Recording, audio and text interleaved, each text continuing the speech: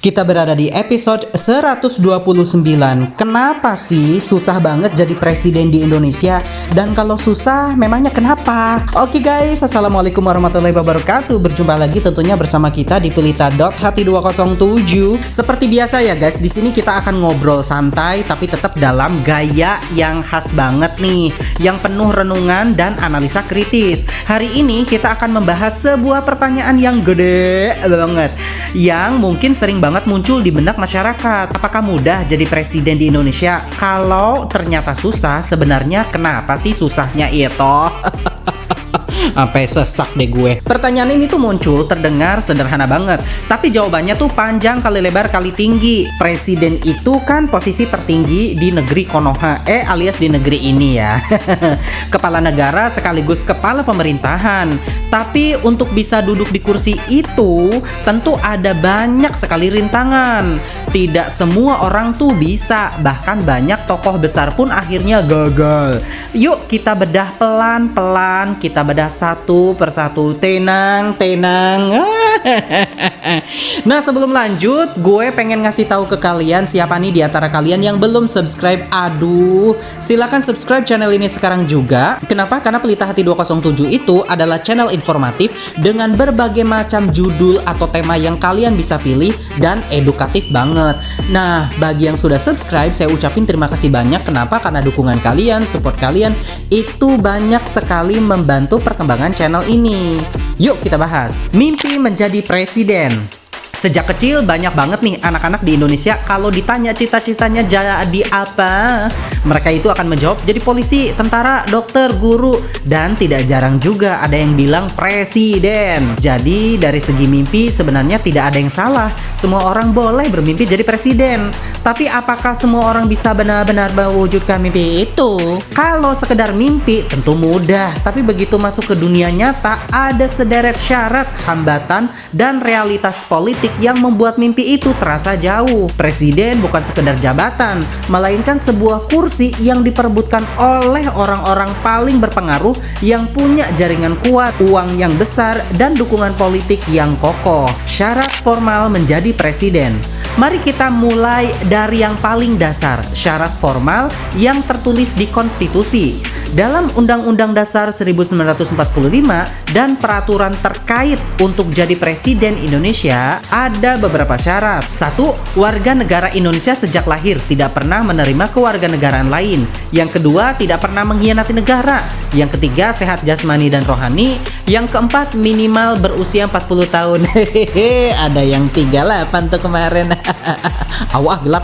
Dan yang kelima adalah yang paling krusial banget, diusung oleh partai politik atau gabungan partai politik yang punya minimal 20% kursi di DPR atau 25% suara nasional. Wah, ini kan national threshold ya. Tapi sepertinya di tahun yang akan datang ini sudah dirubah deh. Kita lihat aja nanti. Nah, poin yang terakhir inilah yang paling berat, karena disinilah terlihat bahwa jadi presiden tidak bisa modal nekat. Apabila hanya modal popularitas pribadi, kalau tidak punya kendaraan politik yang kuat, jangan harap bisa ikut bertarung. Jadi syarat formal saja sudah menyaring begitu banyak orang. Dari 270 juta rakyat Indonesia, hanya segelintir orang yang bisa memenuhi syarat itu. Politik bukan sekedar popularitas. Banyak orang mengira kalau populer pasti bisa jadi presiden. Misalnya artis terkenal, tokoh media, atau influencer dengan jutaan pengikut. Tapi kenyataannya tidak sederhana itu. Politik membutuhkan sesuatu yang lebih, mesin partai, logistik, jaringan relawan, dukungan elit, dan strategi komunikasi. Popularitas memang membantu, tapi tanpa restu partai, tanpa modal finansial, dan tanpa jaringan, popularitas itu bisa kandas. Kita sudah melihat banyak sekali contohnya. Ada tokoh populer, bahkan sudah masuk survei berbagai calon potensial, tapi akhirnya tidak bisa maju karena tidak ada partai yang mengusung. Faktor uang dan logistik. Nah, ini yang paling sering jadi pembicaraan orang-orang banyak ya. Apakah untuk jadi presiden harus kaya raya? Jawabannya iya. Jangan mimpi deh kalau Kismin. Sangat perlu dana besar. Jadi nggak ada tuh kampanye dengan gratisan doang. Dari mencetak baliho, iklan di media, sampai menggerakkan relawan, semuanya butuh biaya.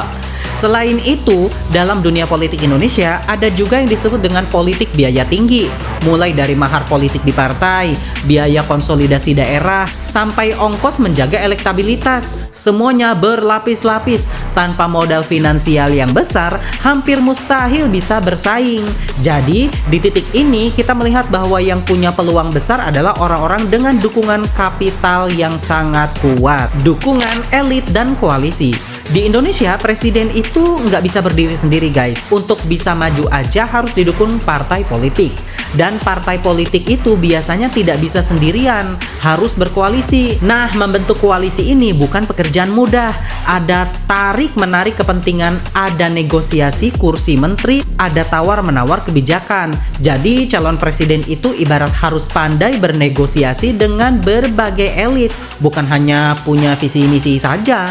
Kalau tidak pandai berkompromi, bisa ditinggal. Inilah mengapa banyak orang bilang jadi presiden di Indonesia itu lebih dulu soal kemampuan berpolitik, baru kemudian soal kepemimpinan, elektabilitas dan citra. Selain syarat formal, uang, dan dukungan elit, ada juga satu faktor lagi yang sangat menentukan elektabilitas. Mau sekaya apapun, mau sekuat apapun partainya, kalau rakyat tidak simpati, maka sulit menang.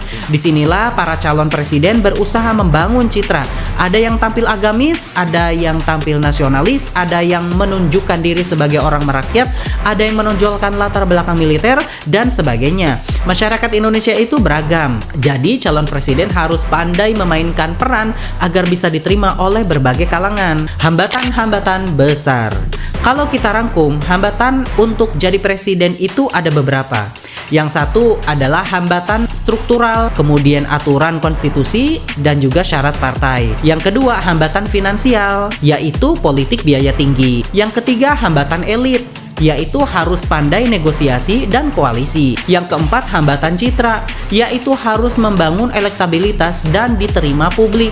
Jadi wajar kalau pertanyaannya, apakah mudah jadi presiden di Indonesia? Jawabannya sangat sulit, ya kan? Lebih gampang jadi nabi kayaknya. Mengapa sulit? Nah, mari kita kupas lebih dalam. Kenapa memangnya sesulit itu, ya? Emang boleh sesulit itu? Yang pertama, karena jabatan ini punya kekuasaan tertinggi di negara, tentu saja tidak bisa sembarangan orang mendudukinya. Ada filter yang sengaja dibuat agar hanya orang-orang tertentu yang bisa lolos. Yang kedua, karena sistem politik kita memang dirancang untuk mencegah orang per orang maju sendiri. Semua harus lewat partai politik. Tujuannya agar ada penyaringan. Tapi efek sampingnya adalah rakyat bisa menjadi sulit masuk. Yang ketiga, karena politik di Indonesia masih sangat dipengaruhi oleh uang dan jaringan elit. Tanpa itu sulit sekali bertahan. Contoh-contoh nyata, kalau kita lihat sejarah, presiden-presiden Indonesia itu bukan orang sembarangan loh ya. Mereka adalah tokoh dengan latar belakang yang sangat kuat. Misalnya, Soekarno, bapak proklamator dengan basis ideologi dan dukungan massa yang besar. Soeharto, jenderal dengan dukungan militer penuh. Habibie, teknokrat dengan dukungan politik Golkar. Gus Dur, tokoh ulama dengan dukungan NU. Megawati, putri proklamator dengan dukungan PDI Perjuangan. SBY, jenderal populer dengan partainya Demokrat. Jokowi, pemimpin yang awalnya merakyat tapi kemudian didukung koalisi besar partai. Prabowo Subianto, nah kalau ini isi sendiri deh. Kalau kalian gimana? Semua itu punya modal, entah itu ideologi, jaringan agama, dukungan militer, partai besar, atau popularitas plus koalisi. Tidak ada yang benar-benar orang biasa lalu tiba-tiba jadi presiden. Refleksi untuk kita. Jadi apakah mudah jadi presiden di Indonesia? Jawabannya singkat ya guys, nggak mudah, capek, bahkan sangat sulit. Kalau susah, mengapa? Karena ada tembok tinggi yang memisahkan mimpi rakyat biasa dengan realitas politik. Tapi bukan berarti mustahil. Dalam demokrasi selalu ada peluang untuk perubahan. Jokowi misalnya, nah ini dia ya, bagi kalian yang tidak suka dengan Pak Jokowi, tapi di satu sisi Jokowi adalah salah satu contoh ya, pernah dianggap bukan dari kalangan elit, tapi dengan perjalanan yang panjang akhirnya bisa tembus ke kursi presiden. Artinya, walaupun jalannya berat, selalu ada ruang bagi siapapun yang punya keberanian, integritas, strategi, dan tentu saja dukungan yang kuat. Nah guys, di episode kali ini kita bisa simpulkan ya, Jadi presiden Indonesia itu bukan perkara yang mudah. Kemudian ada syarat formal, ada biaya besar, ada politik elit, dan juga ada tantangan citra. Semua itu membuat jabatan presiden hanya bisa ditempuh oleh orang-orang dengan modal besar, baik modal politik, modal finansial, maupun modal sosial. Tapi meskipun begitu ya guys, demokrasi itu selalu membuka peluang. Kita sebagai rakyat juga punya peran yang sangat penting, memilih dengan cerdas, kritis, dan tidak mudah terbuai janji manis. Karena pada akhirnya presiden itu hanyalah manusia biasa.